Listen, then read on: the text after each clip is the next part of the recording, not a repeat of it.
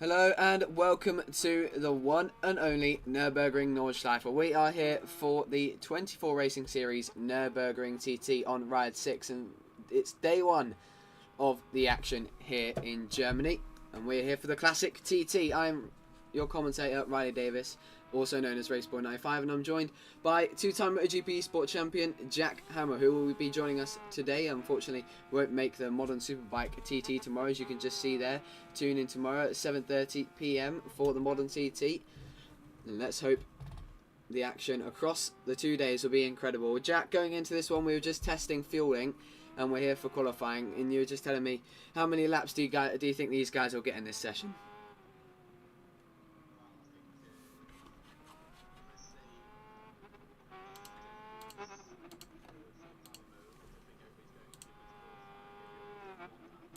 It's a 6-7 minute lap anyway, depending on what bike you're on, etc., and how good you are at the circuit. But yeah, I don't know how long the session is, but you're gonna get 1 or 2 laps. I think if it's a 10-minute session, you're only gonna get 1 lap. Yeah, this is an endurance race, of course. So we'll be having pit stops across the entire race. It's a 45-minute race, this one. And a rule has been put in place by the man on screen right now, Charlie Randalls, aka Bob Rank 30. You're seeing on screen that everybody has to pit once a lap. We just did a test, me and Jack, and we used about 41% of fuel on 1 lap on full power. So, yeah, they're going to be pitting once a lap, and if they don't, they get a 20-second penalty. And there's 2 classes in this one, only 8 riders, but yeah, 3 people that are in the 750 class, and that being Adam, Charlie and Mason, all in fact in the top 4. Of course, none of them have set laps yet, but you've got Mason on the FZR. It took me a while to remember that one. Adam on the ZX7. And Charlie on the ZXR. So, yeah, only 3 riders and everybody else on 1000s. So you've got Sean in 3rd there. Of course, runs the SD Productions Gaming Championship. Well, BSEC. And he's a newcomer, as you can tell, from the orange vest. And he's here on the R1 from 2008. And he'll be looking to get the overall win tonight. That R1 is definitely going to be no slouch, is it? No, it was a very formidable package in the World Superbike Championship that season. So, I mean, there is another, I don't know who it was, but there is a Ducati 1098R out there. So, I think the Yamaha and the Ducati are going to be the fastest machines out there, but the Yamaha R1 is a fantastic machine. Yeah, 100%. And we're just going to take a look, actually, who that is on the 1098. It is Mogsy. We're using this time to just get an idea of who's on what and who's who. But that is a very interesting livery there. Quite nice yellow and black Ducati 1098R for Mogsy, the MLD inspired livery. Yeah, I do wish though that it was a Xerox Ducati. I really do. I do know there are Xerox Ducatis that have been made, so I was hoping to see one if there was going to be a 1098R. But I mean, Mogsy's running his own livery, so you can't really blame him. Yeah, and it looks fantastic. And he'll be looking to do the business here as well. Of course, these standings are not accurate at the moment because nobody's completed their lap time as of yet. So that is why we're seeing 2 750s at the top of the timesheets. And then we've got Captain Slow trying not to be Captain Slow today. Also on the R1. And we've got Alfie, a teammate to Mogsy. Also on board the Ducati 1098R, running the number 1. Looks fantastic, that team. And then we've got Leon also on the 1098R. So 3 riders there, 3-rider team. Whoa, taking it a bit too hot there. Yeah, that was Trying to tell where this was on the track. So just going up this uphill chicane, just coming to the end of the section now. Coming to the, I think is he just gone through the carousel? I believe so, and it looks like Captain Slow's about to finish his lap time or start it. I'm not sure if he restarted. He's finishing it. He's 6 minutes 30. Yeah, so if Captain Slow can have the mentality of the real Captain Slow, then he might have a chance at winning. Captain Slow did win an endurance race, the first ever endurance race in a Jaguar, fun fact. So, and he goes pole, but that's probably because he's the only person to set a lap time so far, unless Bob Rank has, and we are unaware. But he's got a lap time on the board, which is important. Yeah, not just yet, but he's nearly done with his lap, and we'll see where this puts him.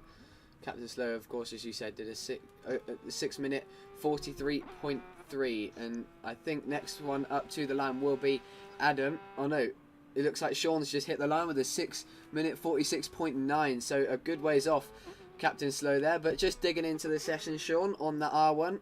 He's just going to be building into it. He's still got time to do a couple more laps. I'm going to hit pause quickly just so we get the timer back. 12 minutes to go, so he can squeeze, if he's quick, 2 more laps in. And either way, you're just going to keep riding anyway to just get a better feel for the track. Such a long circuit, you never know when you can make a mistake and think, hang on, I've been doing that a lot for ages on time trial.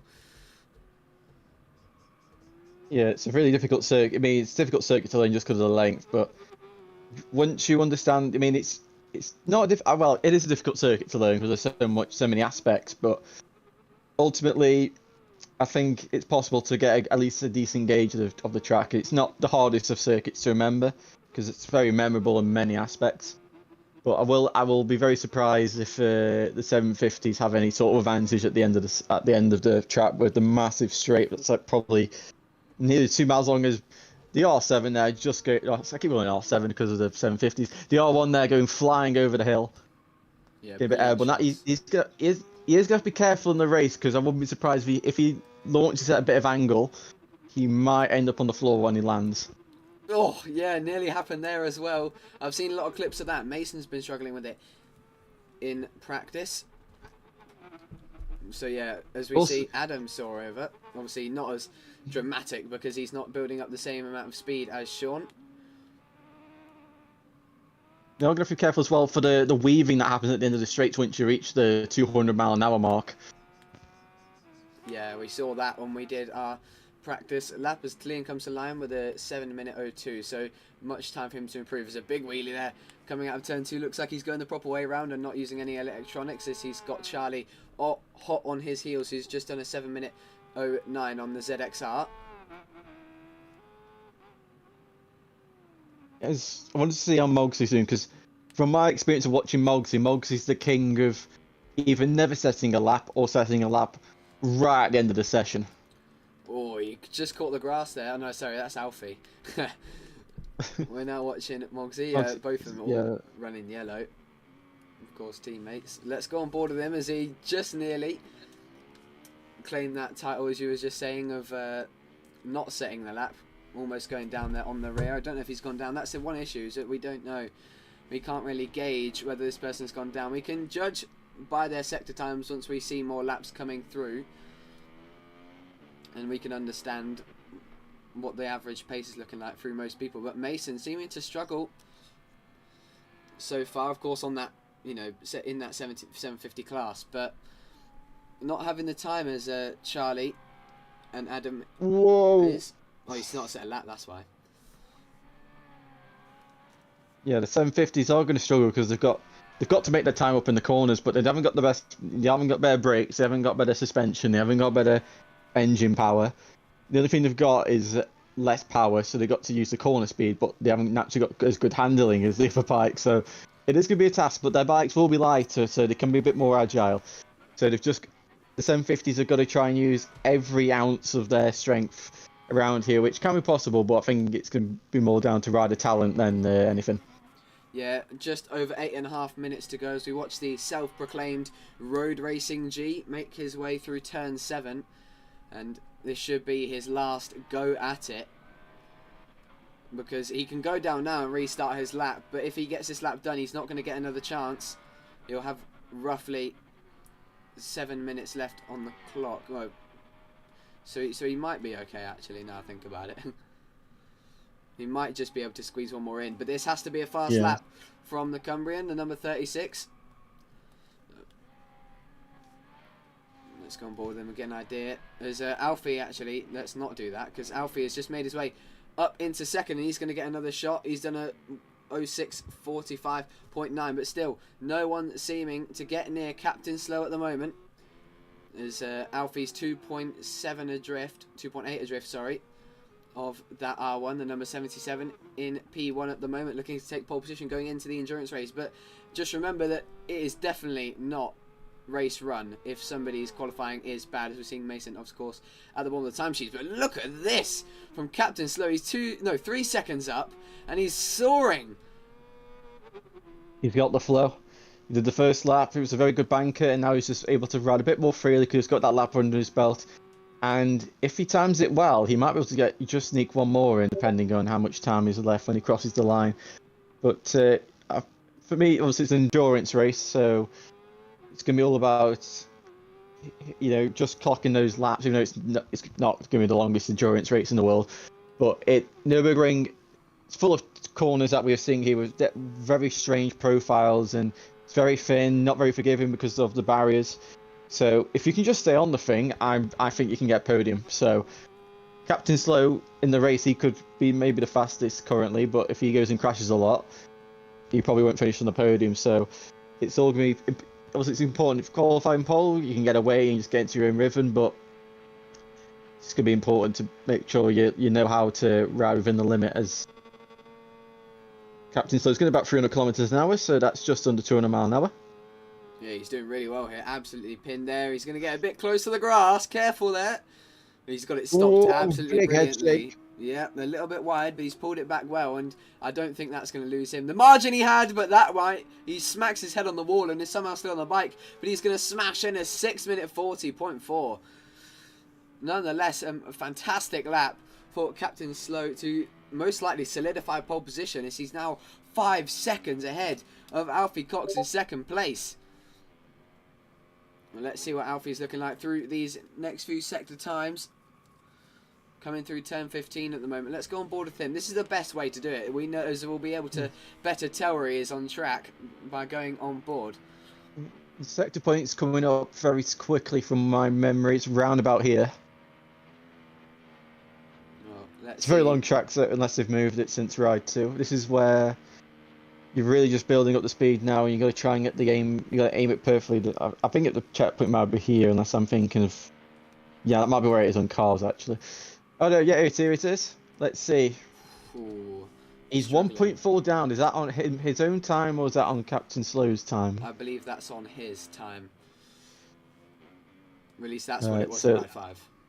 Yeah, so I think Alfie is going to be looking. Well, don't think it's going to be pole position unless he can pull off the best second half of the circuit he's ever done in his life. Through the carousel, high amounts of camber, front end shouldn't wash out, but then it turns into negative camber as you come over the hill, doing the wheelie. Now you got to try and not hit the inside curbs here because they'll make the front slide out. Cool. Lovely and smooth through there. This is where the speed starts to build up, and you'll hear that V-twin, not exactly screaming like the rest of the field, but definitely doing the business, yeah. And I'm starting to get worried, about Mason here, because he's been on that lap, and there he is on time off the track. He's been on that lap for a while now, and you just feel like he might have made a few mistakes, but we will see. He's got that little penalty. As I said, this is his last go at it, and he's doing everything he can not to drop it in, just to get a decent lap in. How many times have we seen it? I mean, in the Multi-Moto Ride 6 Championship, as you and me have commentated on, run by Alfie Cox over the last couple months, where qualifying has decided, entire races, and especially the random grid thing that we had with, championship contenders like Ducksworth starting at the back of the grid at Brands Hatch, who unfortunately isn't here today because he's busy and won't be here tomorrow, but it would be nice to see him at a future event in the 24 Racing Series. Right, so we saw the V-twin go 300 and... No, sorry, the R1 go about 310 kilometers. How fast does this Yamaha go? Looks at the FZR, it's just topping out about 275 kilometers an hour. And tyre wear's looking okay. Looks like the softs are holding up well. I don't know how old they are, but I assume that he'd switched out for a fresh pair before the start of this lap. But it's looking smooth in this final sector from Mason.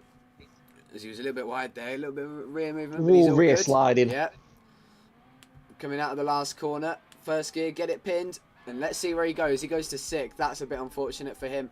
7:04.5. He's not going to get another lap in. He's not going to be happy with that. Well, to be fair, he's top of his class, so it's not too bad.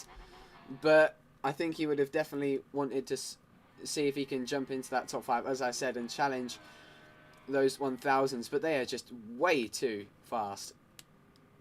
Yeah, it's just horsepower. They've got 35 Ks on the straight.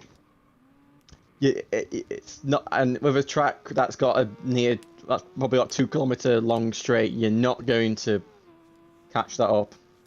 Yeah, 2.5 minutes. You can, but you're gonna have to absolutely ride the wheels off the thing.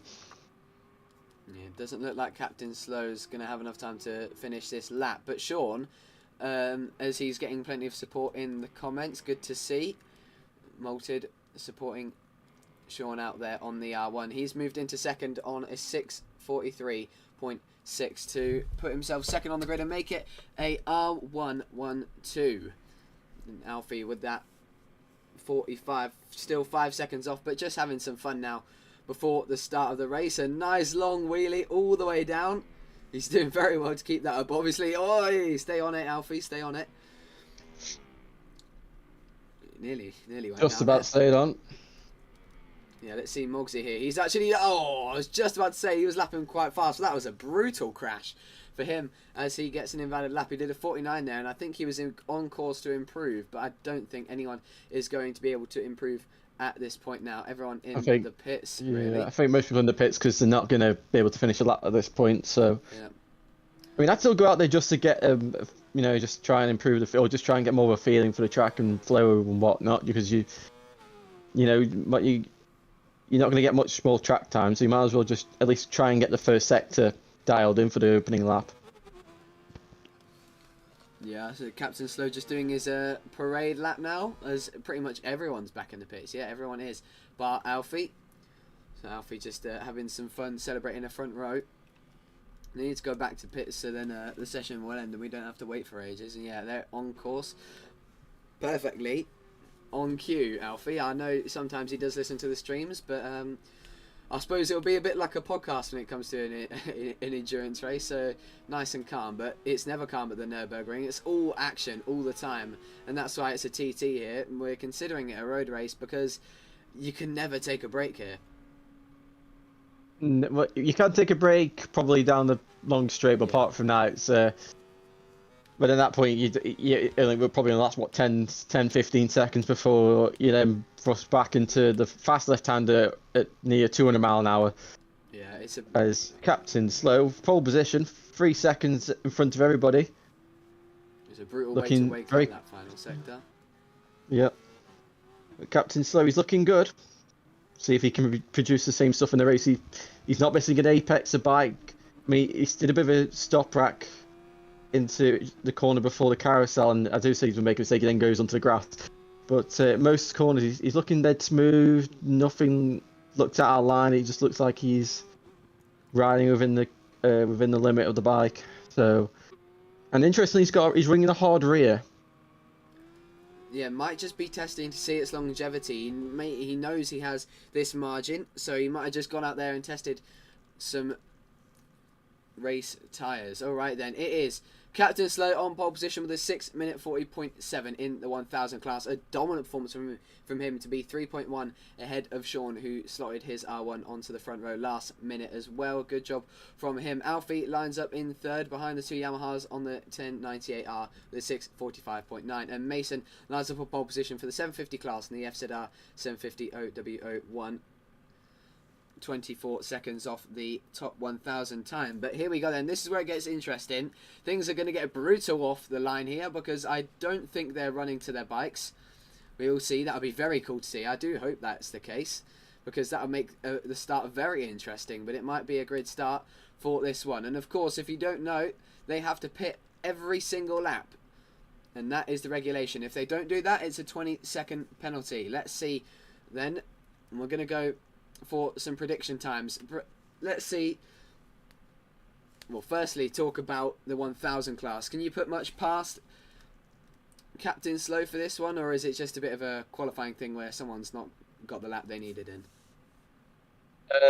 If Captain Slow can stay on the bike, I think he will be victorious. But you never know if someone's capable of just latching onto the back of him. Then it's gonna be game, and you don't know if someone might take a risk of might fuel up, but they might. I don't know why they wouldn't, but they might choose not to bolt on new tyres to try and save any other time. So just have to wait and see. Pit stops could be decided if people have a strategy in terms of how much fuel they put back into the machine, if they've worked out the exact percentage that they can get away with. Yeah, and of course, if you didn't hear us talking earlier, we did a test on a ZX7, admittedly from a standing start, but it doesn't make all that much of a difference in the long run. And we used about 41% of fuel on full power, so I imagine these guys will mostly be running that middle setting. Well, actually, they'll be going full power just to use everything they can. To be fair, we probably see them putting 50% in.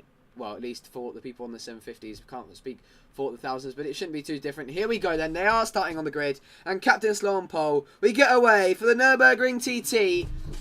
The classic TT is underway, and it's a brilliant start from Sean, who tries to get out the inside. Somebody down there already. I think that was Mason on the FZR 750. Yes, it was a bad start for the man. Pole position in the 750 class, but in the 1000 class, Captain Slow gets away fantastically, and he leads. Let's see what tyres everybody's on. He's on double hards. Sean's on the double softs, because I think he knows that it's only 2 laps, so he can just keep going for softs, I think. Yeah, if I mean, tyres don't really, because you can just change tyres every single go round, so just go. That should just be go with the tyres that you feel most comfortable with. And Captain Slow's gone down. Big moment there for Captain Slow. What a shame. We were just talking about his hard tyres, and it just seemed like he was comfortable with them after he was doing a few laps in qualifying. But it looks like it's all gone down the drain pretty quickly as he drops to 7th. And now we're seeing Sean lead the race from Mogsy, who didn't really get the lap he would have wanted in qualifying with only 20 minutes. He only got a few opportunities, and it didn't seem to work for him as he soars over the leap. And now to this fast left-hander. This is where things get really twisty, but fast and flowy at the same time. That yellow 1090. Wait, now leads, as I think Sean's dropped it there. As one issue we have with the TV cameras here in Red 6 is that we hardly get to see any action. They're quite zoomed in and focused on the rider that we're currently watching, in this case Mogsy. So we didn't get to see, sorry there for that mention, or rather non-mention, of Sean going down there out the lead. He's now into 3rd and getting attacked by Talian for the remaining place on the podium as he looks to make it a lockout for those yellow Ducati 1098Rs. So, like I said, the 2 fastest in qualifying have both crashed, and now they're out of the podium contention. Captain Slow's in last, so it's also important where you crash, because if you crash at a slow corner like Mason did, obviously he's just dropped to last now, but because he crashed at the first corner, it's a really slow corner. Captain Slow crashed at a corner where you're just about to start building speed, so that's why he lost even more time. So where you crash also is very important. So if you're going to crash at a hairpin. If you crash at a really fast corner, you're going to lose a lot more time.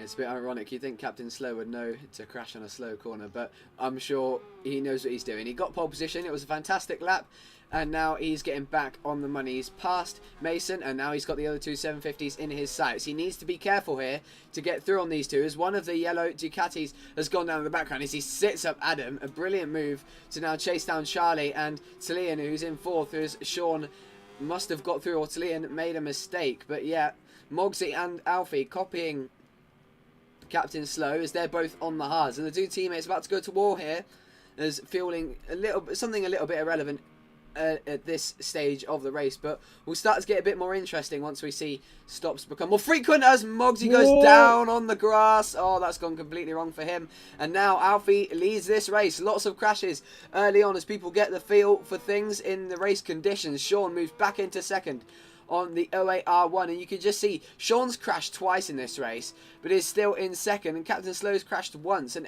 that just shows you, as you were mentioning, how big of a difference crashing at a fast corner makes in these long races, and on a track like the Nürburgring, as he goes off on the grass Captain again. Slow. Yeah, to the moment it looks like Captain Slow isn't taking the Captain Slow method of things and taking things carefully. He's going maybe with a different nickname currently, but gotta say, Alfie, he's the only one of the the front runners to stay on so far, and it's paying off. It's interesting to see how the R1 is a bit more fuel heavy than the 1098. So could that could I mean that's all down to that could make a difference in the pit stops as well, because the Ducati in theory shouldn't take as long to fill up as the R1. I do think Talian's saving something here. 72% fuel compared to his teammates on 68, both of them. So quite a pretty sizable gap. Might have just spent a few moments of the race on eco mode, or I doubt wet, because he didn't look that slow. But now he's speaking of slow, Captain Slow is all over the back of him and lapping fast. Well, not lapping, but yeah, Riding fast. yeah. Here he comes up the inside. He thought about it there, just, taking it slow. And he's biding his time, but not anymore. Just as we said, oh, goodness me. That has gone completely upside down. I have completely turned that on its head there. I was just, complimenting him on just taking it easy and biding his time. And he must have heard us say that, because... he just said, I'm not living up to the name today, and sent it up the inside. Yeah. Poor Talian got sent packing back to the 750 class. I was about to say, the problem with this is Captain Slow's going to have to go on parts of the track that you aren't used to, so you can just hit bumps that you're not, or just hit bumps or random things of the track you're not used to. And also, when you're approaching someone who's not as fast as you can just get caught up in the wrong situation. And unfortunately, the pair of them have just met in a part of the track that's caused Captain Slow to go onto the grass, and unfortunately, it's ended up with Talian in the wall. Yeah, really unfortunate for Talian, as he'll look to gain some more time. Currently last in class at the moment. Of course, make sure there for the modern Superbike TT tomorrow. That's an hour rather than 40 minutes.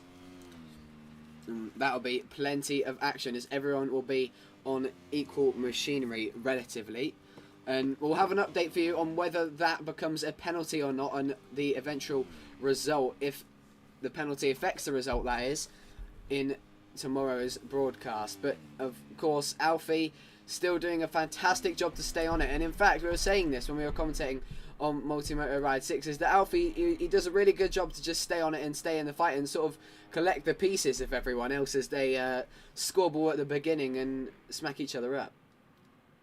Yeah, it's just important, especially for tracks like this where it's just so easy to make a mistake. If you're a rider you don't have to be the fastest, you just have to be the smartest. And the smartest ones in endurance races are those who stay on and make sure to just bring the bike home in one piece. As everybody's now starting to go into the pits, but the Ducatis definitely had more fuel than the Yamahas did, so... Oh, that was late.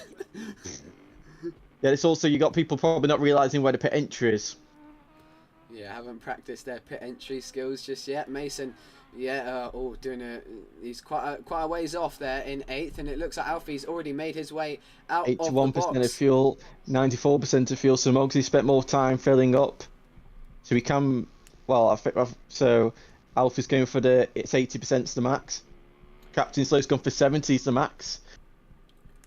Yeah, I suppose not a lot of these guys would have done their homework regarding... Captain Slow's he's jumped a place. He didn't fuel up as much as... I was just about to say, a lot of these guys filling up the tank to about 3/4 the way or full, and that might just hinder them, lose them a lot of time, because, as we were just saying, 41% at least for the 750s per lap on full power. So, and considering they're pitting every single lap, is it really necessary to fill up that much? No, it's not. So, well, it's going to come down to the strategy for what's the next time you pit. So obviously, Talian, he's got 46%. He's only just about going to make it to the end, and now he's going to have to spend how much time getting up to 50 or 60%. Whereas Mogsy's dropped to... sorry, getting ahead of myself. So you've got Alfie, he's on 71%. So when he pits, he's going to have around about 30 or 20. So he's going to have to spend 50 to get up. Whereas Mogsy, because he's put more fuel in, and Sean, he's put more fuel in, he's going to have to spend less time on the next stop in theory. So it's all about timing. So on averages, and someone's gone down there in the back. Is that Captain Slow again? Yes, it is. And it, unfortunately, as you were saying, one lap ago. It's in the same place as last lap, and he's lost a lot of time. He's now got the other R1 in the form of Sean Derby hot on his heels for that final spot on the podium. I was just about to mention that Mogsy is closing in on Alfie, and I think just that little bit less time spent in the pits has really worked in his favour, as they're all running hards. It looks like he's actually not changed tyres. No tyres, just gas, in the words of Lightning McQueen, and Mogsy looks like he's taken that on board. As you can see, 37% on the rear and 56% on the front, unless that is a glitch on Ride 6 and it doesn't tell you how the new tyres are doing, which is something that I can definitely see happening. Yep. But Alfie, despite the fact he got out of the pits a lot earlier than Mogsy did, Mogsy's closing in because he might be able to afford to put more power to the ground, whereas Alfie might be going into an eco mode as Mogsy goes right up against the wall. But yeah, this is where the strategy comes into it. So those who take more time to fill up are, in theory, are not going to have to spend as long for the next pit stop, depending on how it goes. But I think it's going to be important. The last pit stop time is going to be the most important one, because however much fuel you got going into that one. If I was me, if anyone's listening, my strategy would be for the penultimate pit stop, you bring the tank, and then when it comes to the last lap, you don't have to spend so much time in the pits. You can just fill up a tiny bit and then go. Yeah, precisely, and you can just work all that time back in the last lap. You've got plenty of time to go for it on full power. As we're seeing here, quite a few people staying out on these hard tyres, as we were just saying, you know, the reasons about a lap ago for choosing the hards, and it seems like most people have either switched to the hards or stayed on the hards that they started with, and it's just a strategy. What lap do you think that we'll see tyres start to change, be it front or rear? It looks like rear will of course be the first one to change. This one coming. You see Alfie's struggling now, he's got no grip, so when you get less grip you can't stop the bike. I mean, maybe it could be more fun because you can slide, but Alfie's starting to be clawed in by Mogsy, as Mogsy takes a very wide entrance. But yeah, I can't, unless it's a glitch of the game. I'd imagine they'd have changed tyres, because why would you not take fresh tyres? But I guess we'll see in the next round if unless they can get up that option. But we'll see. But I would be very surprised if they don't change at least the rear tyre, because you know they're on 29% now, so they're gonna have to put a new tyre in. Now, we talk a lot about strategy in endurance racing, as this is right here, and despite it being everyone pitting at the same time, it is definitely still very much strategy driven. Now, as you were just saying, with the tyres taking a long time to run out, and so they've decided to stay out on the hards, do you think you'd sacrifice the time to chuck on a pair of soft tyres on the final pit stop, or would you stick out on the hards, a fresh set of hards that is, on the penultimate pit stop, and run it through to save you some time in the pits going into last lap?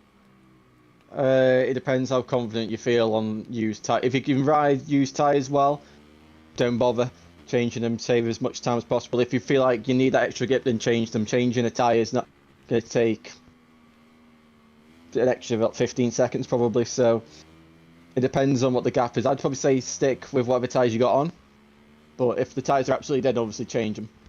Yeah, and of course they can't control how fast their crew goes. It's all the same, but Mogsy is on it here. Might just have that little bit extra fuel than Alfie, and as you said, that's going to help him in this next lap, as he looks to got the inside there of his teammate. Of course, a difference in leathers, because this is Mogsy's debut at the NURBURGRING TT. So a newcomer looking to take victory here in the Classic TT, and doing a brilliant job of it. Currently a Ducati 1098 R12, with Captain Slow making his way back up into third on the R1, the final R1 that was not cross-plane. As here comes Mogsy with a fantastic exit. He set that up fantastically going onto the back straight, and now he's looking to get in the slipstream and take the lead, as they're going to go into the pits in only a few moments time. They don't want to be going side by side into pit lane, do they? No, they don't, but this is where the thing now, so it's going to be slipstream, and then Alfie's just going to be able to slipstream Mogsy back past now, I think, unless he's running a lower fuel mode. Mogsy has a significant amount of fuel more, well, significant, 14%, which would get you around maybe one sector here at the Nürburgring. So it all counts to everything. Now, Mogsy leads despite being on the higher fuel load. They're both in the same boat in terms of tyres. You can imagine they're both going to slap on a pair of hards. And we can actually tell what they're doing now. That's interesting. Okay, I didn't know we could do that. That's cool. Let's keep an eye then on Mogsy. He's going for another set of hards. It looks like Alfie is not changing tyres. He's going to do another lap out there on the hards he's on. And he's already filled up and ready to go. Alfie's out there. That's risky. He's not changing his tyres. Captain Slow's getting in the box now. He's not changing tyres either, I don't think. I think he might. No. We don't know because we don't know how far into the stop he is. The unfortunate thing is we don't know what they're at. But yeah, Captain Slow decides to also stay out on the hard tyres he was previously on. 70% of fuel filled up for him. Mogsy 66 with a fresh set of hards. And Alfie giving those hards one more chance. He seemed to look like he was confident out there. I mean, he's mistakeless so far. Yeah, but he's now going to be really on ice skates, especially on the rear. So he's going to have to be careful. But crucially, so that time he spent not changing the tyres has been done to fill up the tank. So crucially in the next stop, he can spend less time refueling and put on a fresh set of tyres. So yeah, he's filled it. We'll see how that works out when he gets to the next pit stop. And of course, Mason, hanging behind very, very far back. Has the lap record in the 750 class here at the Nürburgring, and it's clearly just not working for him. That starts of the race really, dropping some motivation for him, as I'm trying to get an idea of what the gap is ahead to Bob Rang, but unfortunately we don't really get told that in Ride 6, which is just absolutely inexcusable, especially in a race as important as an endurance race, because we don't know when battles are commencing, as we're just seeing what happened here for the lead of the 750 race. ZXR versus ZX7R. Of course, so that meaning Charlie being a little bit disadvantaged in machinery, but it's definitely not holding him back now as he tries to go around the outside, down the hill, as you can just see that ZX7RR looks like it just has that little bit more on the straight, and understandably, and it does look like Adam has stayed out on used tyres, whereas Charlie, it looks like he did get a fresh set, but he's on the hard and soft, as Adam's got way too much curb on the inside there in turn 7. He's gone into the gravel and he's managed to stay on it, as I just saw there. Big moment for Kelly in 5th, currently last in class at the moment, but doing a good job to stay in the top 5. Not too far off Sean ahead, but an unfortunate crash for him. He was struggling as well in the Multi-Moto Championship. Showed a few decent performances, was quite fast in the Speedway event that we had at round 2, but then again, who wasn't in contention for that one? Alfie continues to lead, and now he's once again being attacked, despite thinking he gained all that time in the pits and overtaking Mogsy, retaking the lead. Mogsy is now hot on his heels with 49% of fuel. He's going to get to the end of this lap just fine, but as you said, it's that investment Alfie is going to be able to do next lap, and possibly only have to fill up like 10-20%, whereas Mogsy's pretty much going to have to fill up more than half the tank. Yeah, so I've just thought as well that if Ride is this thought of, in theory, a Ducati, because of the single-sided swing arm, could change the rear tyre a lot quicker than all the other bikes. So if that's an actual thing, then the Ducatis could just get away with just putting a new rear tyre in. Yeah, that would be the case, I don't think they'd think that far. I can't see Milestone doing that much, as they couldn't think much further of putting more than 12 riders in one race in a lobby, so I can't see that being realistic, as Mogsy continues to close down the gap to Alfie Cox in front. Those yellow Ducatis doing a brilliant job in the top 2. How far behind is Captain Slow? Well, he's not too far behind, and he's not going slow at the moment, that's for sure. We're going to keep making these jokes until the end of time, ladies and gentlemen, so we hope you enjoy them, as terrible as they may be. Yeah. But he's doing a good job, the number 77, in 3rd, recovering from the early mistakes he's had, and he looks like he's getting into a rhythm. We're currently seeing 2, and oh no, I think that's just his suit, not his, I don't think that's actually him being a newcomer, it's just the suit, its material itself being orange, so he's not a newcomer. I'm not all too sure, because this series, of course, wasn't streamed. The first time the 24 Racing Series has been streamed, and yeah, you're welcome. I wonder if the Italians call Captain Slow Mr. Slowly. Look at this now, we're seeing this battle start to Oh, increase as Mogsy tries to go the long way around. He really got it out of shape there. He's just got so much more grip compared to Mogsy. Sorry, compared to Alfie. Yeah, he can bide his time here. He can wait. Mason's decided to call it quits, and understandably, and he's going to look to regroup and reset as he'll be riding the S1000RR in tomorrow's Modern Superbikes race. Questionably, actually, I don't know if the BMW M1000RR may be banned. I know the Panigale V4R is definitely banned. Of course, that the S being the available version in endurance modified machinery. So I think the M1000 might be banned as well, which is why I've seen Mason sign up with the S1000 as they both ran onto the grass there. A big wheelie for Mogsy as I think he's just realised that he's got time. Yeah, if I was Mogsy, the safest point to do exactly what he did the last lap, just wait till get into the slipstream on a long straight. Because he's got more tyre, he's got more grip, so he just needs to sit back, then abuse all that grip from about the exit of this corner here, use all the corner speed and grip that he's got, slingshot out the right-hander, and then take the slipstream and take the lead. Yeah, he's looking really good here, though. Really positive lines and slightly conservative just to stay on the bike, and it's understandable. He's got a lot of pace in his back pocket, and now it is time to open it up and hear that V-twin grunt as it passes the other one.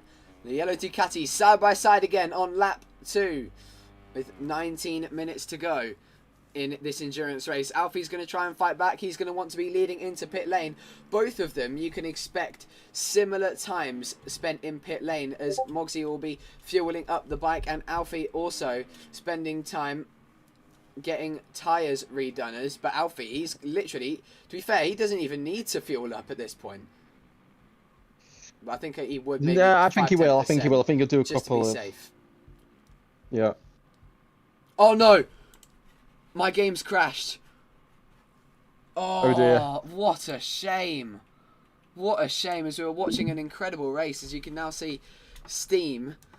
Oh, god damn you, Milestone. We were having an incredible race there, and unfortunately my Ride 6 has just crashed out of nowhere, and that's no hardware issue. That's just Ride 6 being Ride 6, and now it's even saying that it's just not even on. But what a shame. And let's hope that someone has sent me an invite or something before the race started so we can still join back. But that is going to be devastating if we can't watch the rest of this. Maybe it might be red flagged, perhaps. That could be the case. Potentially, because there was about 20 minutes left, so we could try and run an aggregate time or something. That's possible. As we now wait to load back in, I wonder what's going on in pit lane. It cut off at the most crucial time that we were waiting for to see what was happening. And I imagine Ride 6 is very loud at this point, so I'm going to turn it down so you can still hear Earth existing around you, because it is a very loud intro. I mean, it's frustrating as well, because I had the stopwatch out just to clock what the pit stop times are going to be between the top two there.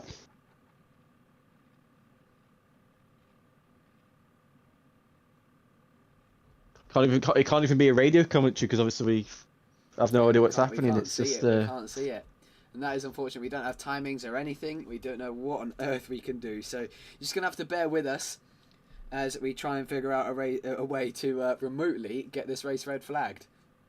We can't get out there and go waving the flag on our own, because we are at home. We are not in Germany.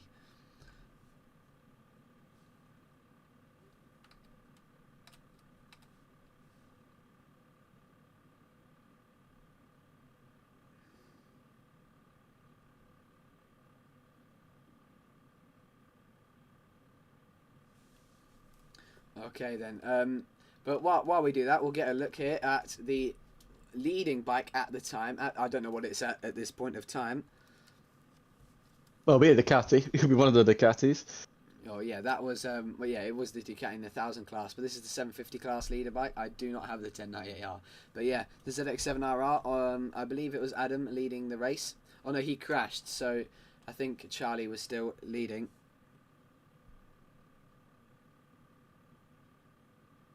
As I'm trying to do everything I can for Mason to contact them via Xbox and get the race red flagged.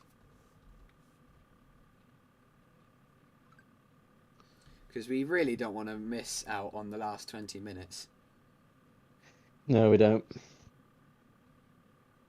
I think I've had this, but I think this has happened to me before, where I've been commentating on an endurance race around the NURBURGRING. It's just come to my mind. I think it's happened on Ride 4. I want to say. Well, I might have to ask some people. In that But case, I'm pretty certain this has happened before. Yeah, in that case, it's a good thing you're not here tomorrow. So Yeah. maybe it's a bad luck charm. Yeah, of course, tomorrow being the 1 hour, the premier class race, the modern TT on all things, well, not Panigale, but BMW, Kawasaki, Yamaha, Suzuki, MV if you really want to go that far and hurt yourself. But yeah, plenty of bikes in the mix, and everyone will be on equal machinery in terms of class rather than having two classes in that one. And I'm just thinking, like, what could possibly be going on right now in the pit lane and what happened in that race. It's such a shame. And Mason's doing everything he can to try and, there's no invites either. I don't know what on earth we could possibly do here to get this race sorted. Hopefully somebody can notice. It looks like Charlie's on his phone thanks to Mason ringing him.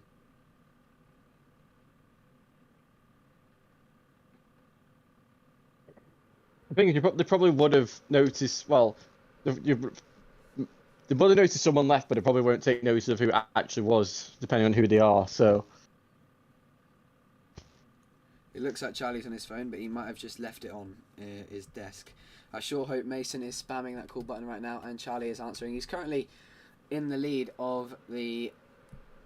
Well, at least from when we last saw him, he was in the lead of the 750 class. So he might just give it a bit of a chance. He had a bit of a gap to Adam behind him, and of course nobody else after that. It's just him and Adam. So hopefully he chances it and picks up the phone. No. And it's just going to be a brutal moment of waiting. If we're waiting here for 20 minutes, then we know that they've gone and finished the race, and we're only going to be able to do much more than tell you the results. Because unfortunately, we've just missed out on a fantastic race there, and hopefully it will come back to us. Bear with for a few moments as we try and find a way to entertain you. Let's do a lap, and while I do that, in fact, I don't think I'll be able to afford a 1,000 bike. No, I'm broke. Actually, no, I do have the racing modified 08R1, which we'll just have to do for now. But I can't go racing on an R1 without with a Kawasaki suit. So we'll smack this on, and that'll have to do. So we'll talk through the lap first and sort of unpack what happened there, as Mason does everything he can to contact Charlie Randalls.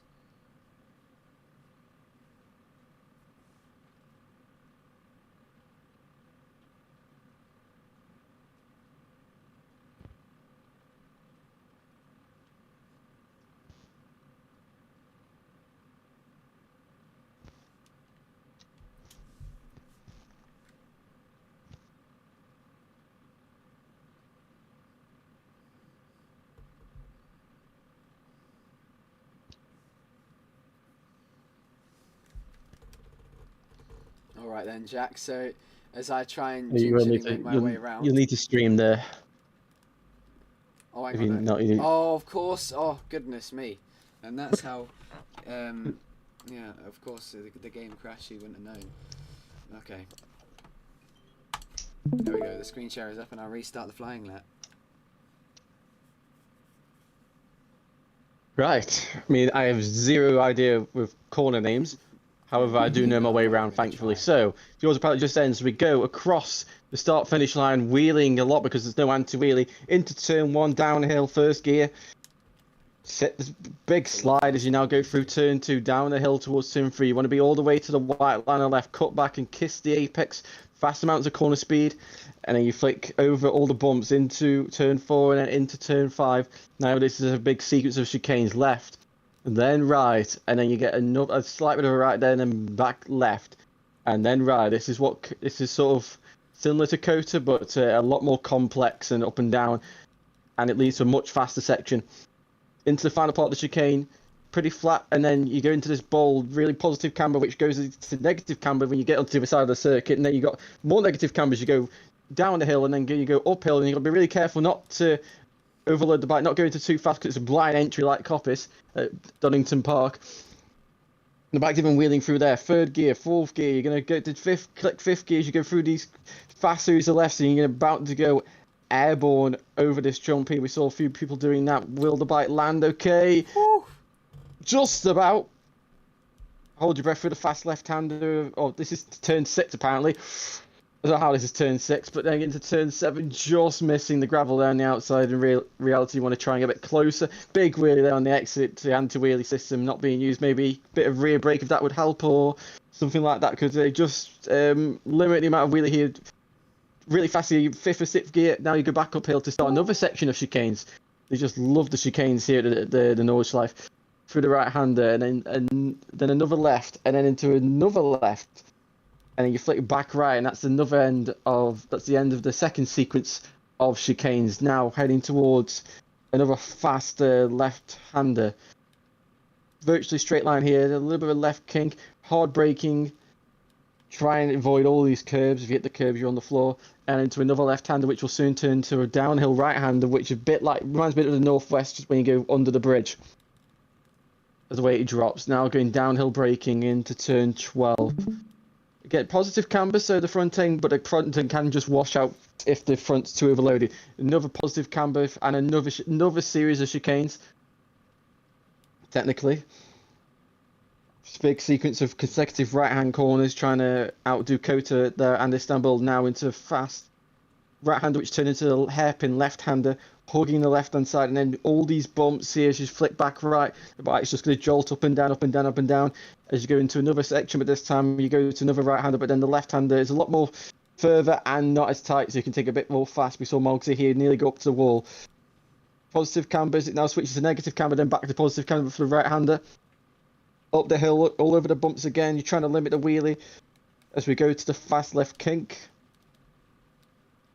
This might be the most famous corner of the circuit in terms of historic. Into the right, long right-hander's 180-degree corner.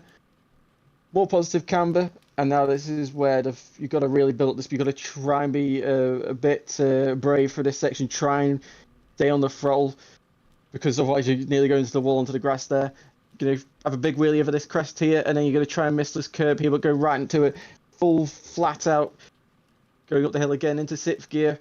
Still flat, and then you want to shut off as the moment you get through the right hand, as you change direction for the left hander, and it just gets a bit tighter here as you get to this the sector point for, I think it's a sector 2 into sector 3. Now you got another sequence of right to left, drop of the tarmac there, heading towards another hairpin, and then we come to probably actually the most famous corner on the circuit, which is the carousel. Coming in next at the corner here, it is right, left, right, but virtually on the bike it's straight and probably anything else. Hard braking into the carousel, you've got to try and use all the positive camber to advantage, like shell oils. And you've change direction, another change direction where the camber's changed as well. It's not flat enough before you get there. And then you've got another sequence of chicanes. Through the right, through the left, onto the green paint there. Now positive camber on the left as you change back right. Into another right-hander, get a bit downhill, and you're going to flick left again. The amount of change direction here is just ridiculous. Just so many left to right, right to left. And then we go another chicane, right, left, try and hug the left, try and hug the left, hug the left. Just flick right so you can get a really good exit here. Down the hill, then go back up the hill. As you can see, this is where Captain Slow tried to make an overtake, and you can see how bumpy it is on the other sides of the circuit. This is why the mistakes can happen, where the crash just happened here. Again, like the previous section just about 10 seconds ago, you try to hug the left to open up the right, take a bit faster and exit. Then another section here, same right-hander trying to get to the outside of the curb onto the paint there. It probably got a lot of grip in real life. And now this is a really awkward section because it makes you think you can you can hold it tight, but then the curb sticks out, so it can really catch you out on the bike. Really difficult section as well. Change direction, big snap on the rear as you get as a Riley just touch the curve there. Another section where you're going to go over crest and it's going to wheelie. And again here, an even bigger drop, probably the biggest drop. You go through, that's not an actual jump. And now you've got another sequence of chicanes, but you can sort of straight line this stuff. As we are now approaching the second carousel through this fast right-hander. Take this about second gear and now flick it left.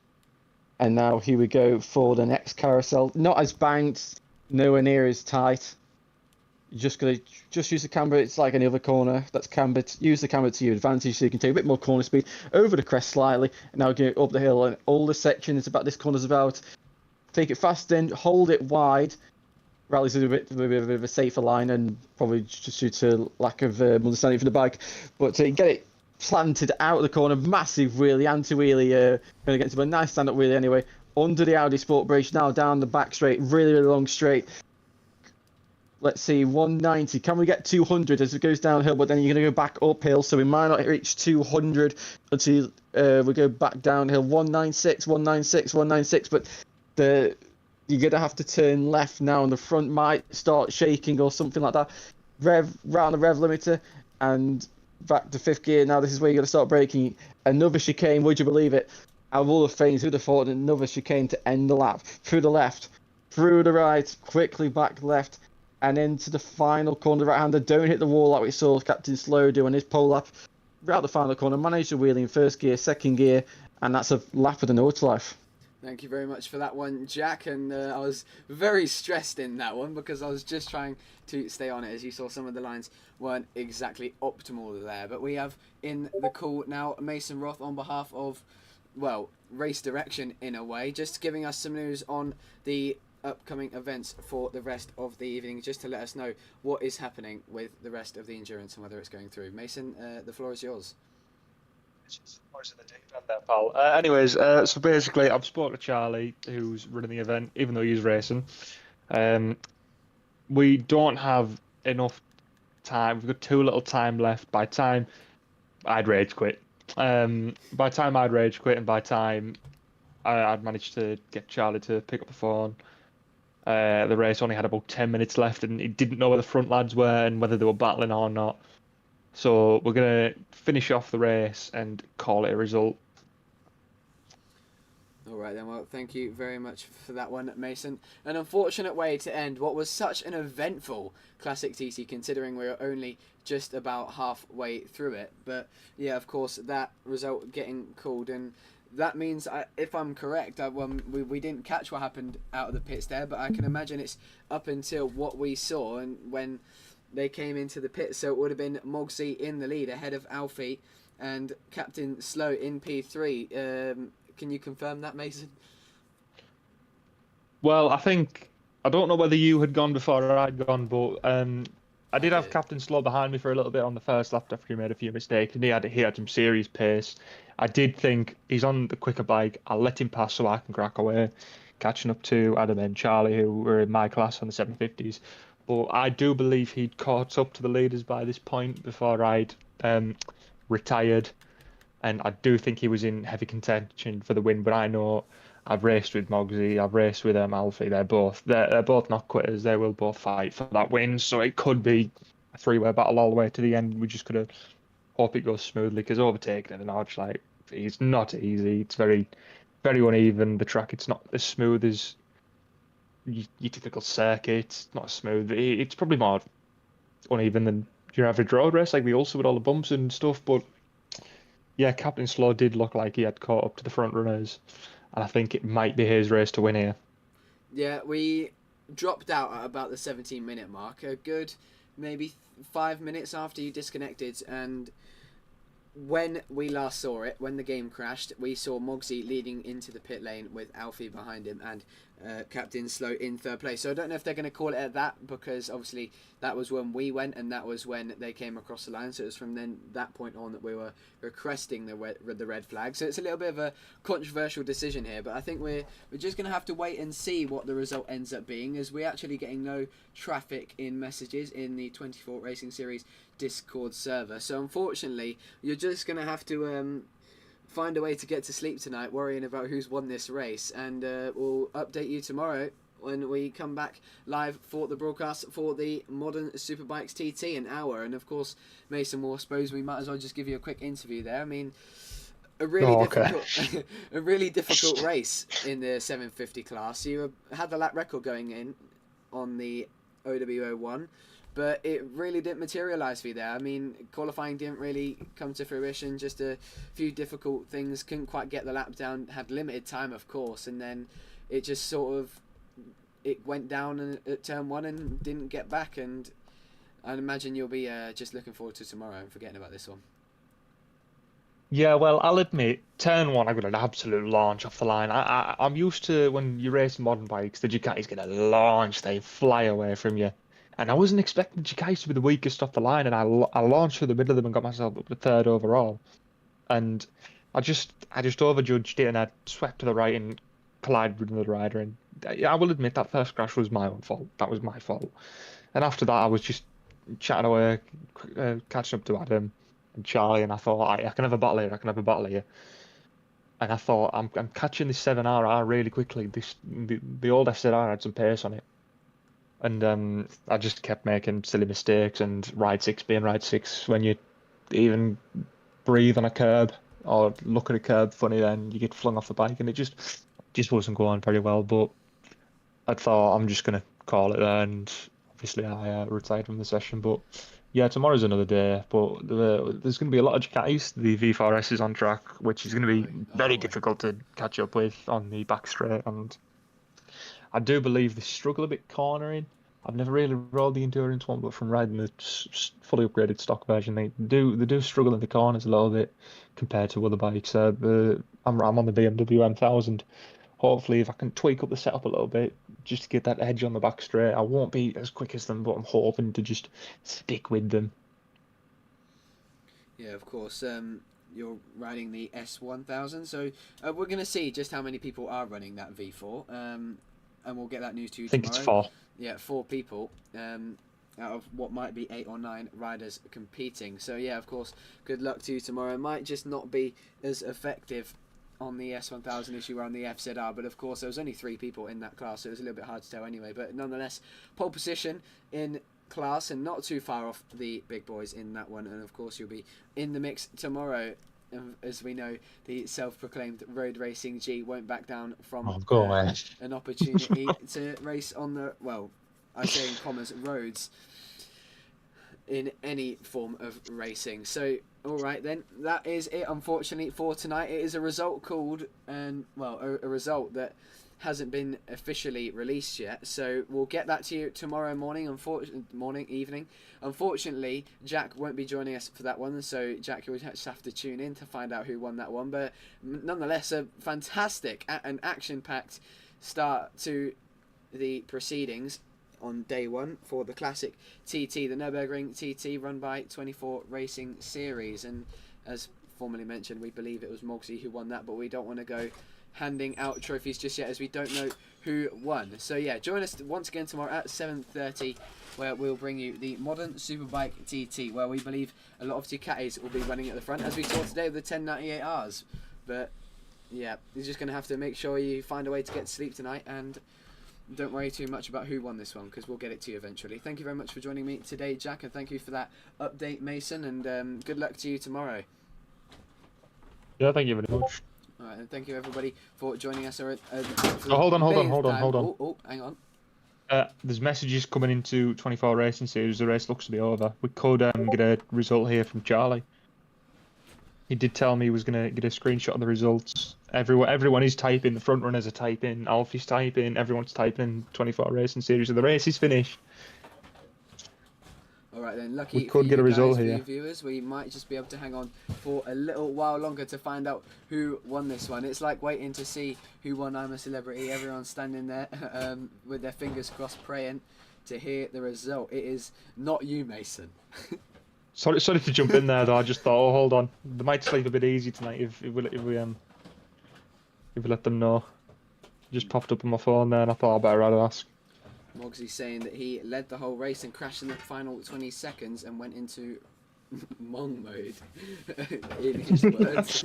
I know the feeling. Here we go. We have a result. Right, we're getting a photo of the TV there from Alfie. Of course, he's getting the image straight away from when he was in the lead, and that's when the race was called. When the race actually finished. Wait, so did you go to the flag in that race?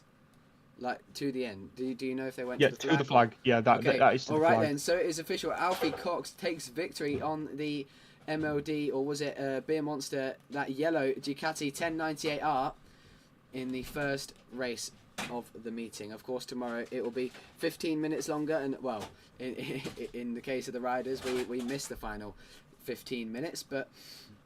Of course, Alfie will be looking to do the double and win tomorrow's Modern Superbikes. Mogsy is going to be absolutely devastated with that one because he was going into the pits leading last time we saw him on track. So he'll be looking to get some revenge as well. Sean had podium pace on the R1, didn't quite make it, and Captain Slow managed to recover to second place. But yeah, now we'll finally wrap it up. That is your winner. Alfie wins the Classic TT at the Nürburgring. Join us tomorrow at 7:30 PM UK time, same time as this stream. Make sure you're there, and we hope you enjoyed the Classic TT's events. Thank you very much for joining us, and good night.